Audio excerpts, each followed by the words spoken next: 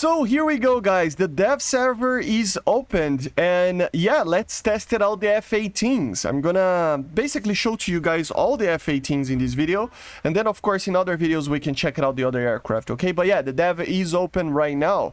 So the first one that I wanted to show to you guys is the A model. So we are here. This is a lower BR, of course.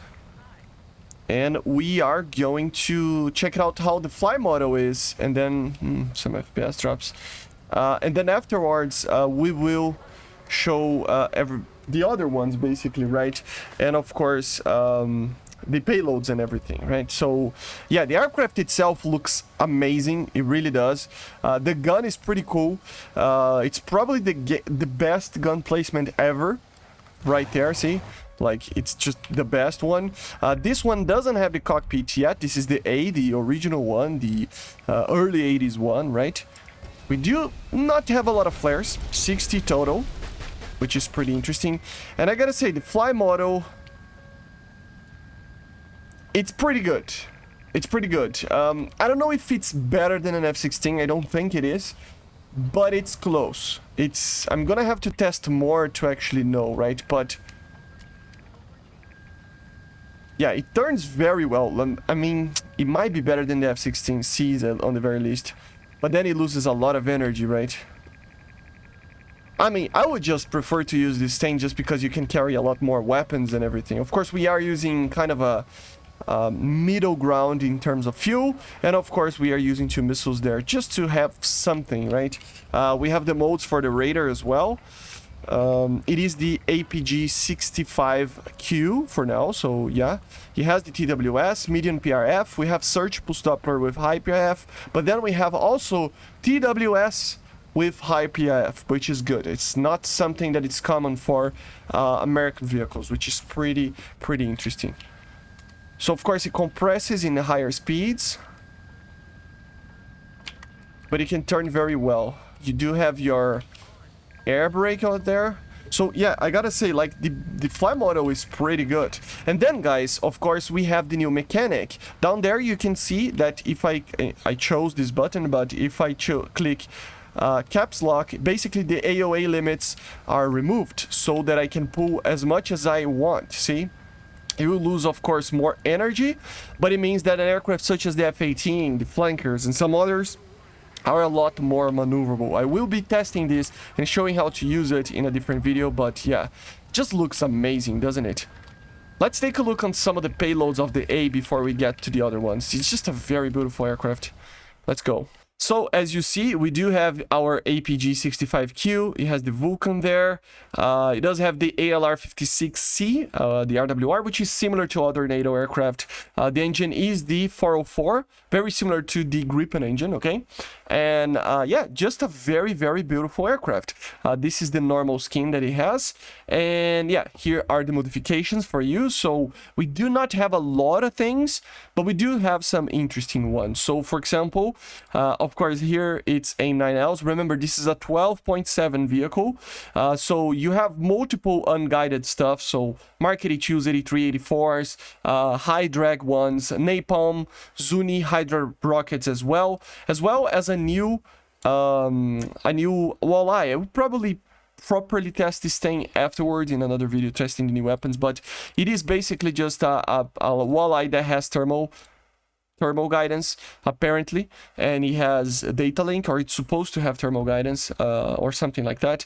You can also obviously take in these outer pylons over here AIM-9s, as you see, or one AIM-7 in the case of the AIM-7F or M. And then in this one you can take more Sparrows. There's a bug over here, but yeah, you can take more Sparrows.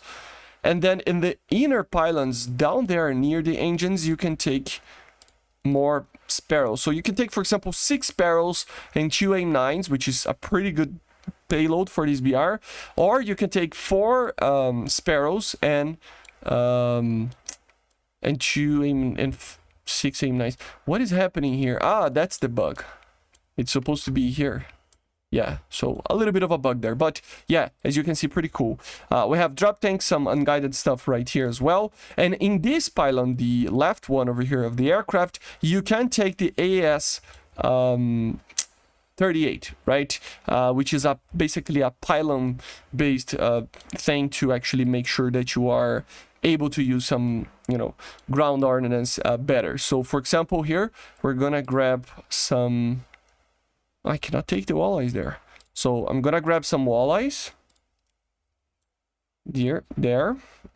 And then some, let's see. Let's grab some Mark 83s, right? Just for the sake of it. And then we have a pretty interesting loadout over here. Oh. For example, with some unguided stuff, some guided. You still have one sparrow, you still have the pod. You can take more sparrows if you just want to use the walleyes, because the pod takes one of them out. So it is a pretty interesting aircraft. Although it is a lower BR and a lot of people will not care too much about this version, it is still pretty interesting because it has a lower BR. This, I gotta be honest, like, this is the one that I'm most excited for because it has the lowest BR. So it's an F-18 that has the lowest amount of BR, of them all. So it is pretty interesting. The aircraft itself accelerates pretty well. It does have a lot of performance on that regard. It's not that, I mean, it doesn't have the most amount of max speed, but it doesn't matter. So for example, we can try to use this. It has a thermal system, as you see. So yeah, just drop the bomb and there you go. TV guided walleye with thermal imaging system, which is pretty good. But of course, it's something that you can bypass anyway because you do have your pod with the thermals as well, right?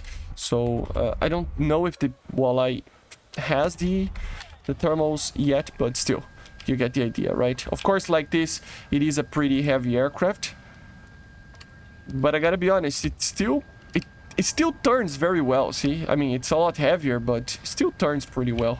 So let's take a look on the next one. Then we have this one, which is the C model, the early model that you can buy premium. This has some very interesting things, okay? So the idea here is that it still has the same radar. I think this engine will be changed, okay? But for now, it has the same engine as the A, but I'm pretty sure that it's going to have the other engine that we're going to talk about later. The aircraft itself is pretty much the same. The only, like, real easy way of knowing if it's a C or an A, it's looking by these little things over here. Like, these little bulges, these, like, boundary layer over here, you can see that A doesn't have it, right? So it's a very easy way to know if it's a C or not. But then the payloads are pretty interesting. Why is that? Of course, it's going to be a 12.7 as well, right? But not only you have the walleyes, but you have GBUs. So you have the normal GBUs, the guided ones. You have the normal bombs, of course, but you have the like laser guided bombs. For example, you can take double pylons like that, bigger ones, Mavericks, of course. You can have the Mavericks with this SAP HE, and we have the E model with another SAP HE, actually, both of them are, right? One of them is, let me check, IR guided, and the other one, laser guided, yeah, of course, I forgot. And yeah, but then we have some interesting things, like, for example, the Sparrow, the AIM-7P, a new missile. And notice the guidance. This is the same missile as the AIM-7M, okay, but look at the guidance. Semi-active radar homing, IOG, and data link. So this is a data linked kind of missile. This increases the range that you can fire these missiles and increase the probability of a hit. Okay, so this will be a better missile than the normal AIM-7s. And of course, you can always use some guided weapons as well on the air-to-ground roll. So no cockpit yet, as you see. The aircraft, it's pretty much the same. And this is the premium. This is probably one of the most interesting as well, because it is going to be, right now, I think it's 13.0, but they said that it's going to be a 12.7. And just because of the AIM-7P, you have a little bit more of an ability of dealing with air targets, as well as you have way better air-to-ground capabilities than the A, okay? So, yeah. So, for example, I don't have guidance right now, see? I don't have guidance. The target is flying cold for me, but the missile is going to the target still. So yeah, the data link together with the inertial navigation system will make this missile be way better. Notice how it made my missile miss. Why my missile missed?